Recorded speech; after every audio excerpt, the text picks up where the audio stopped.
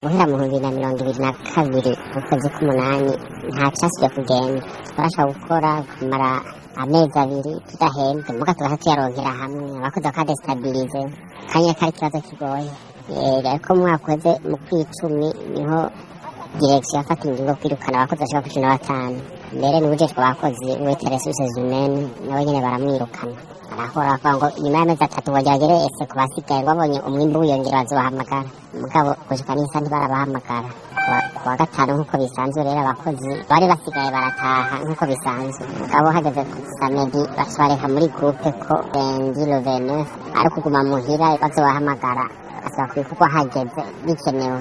Hariyo mbere n'abatabimenye bari bahatse gutonda mugabo bagarukiye mu nzira. Ubu ni ukuvuga vyapfa ntawe bimenya aho baheraniye ukwezi kwa 12 nuko kwa mbere buciye kuja mwamemeze, ni ukuvuga batashe nta mpembo ntaki, kandi n'ukuri ni ugutaha kuko nta bindi bikorwa bihari.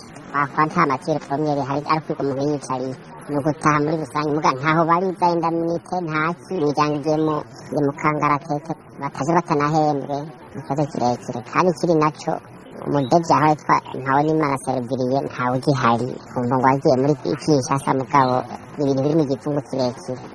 Wasiganye AI umudafu ibitangaje yacija mu biro vya deje nyene, kandi yarasaba ibiro vye vya dafa aho biri yacija mu biro vya deje n'imodoka deje ubu yagiramwo. Ibibazo vyose nta muco uhari, abakozi batashe uko batashe nta indaminite, batashe badahembwe, batashe mu kangaratete amezi abiri deja. Ni ikibazo gikomeye cane, mutubariza rero uyu mudafe kuko niwe ko yasira interima mukabaza muti mbega abakozi n'ivyo baba baratashe bite ko bazohembwa ryari, bite ko bazogaruka ku kazi ryari.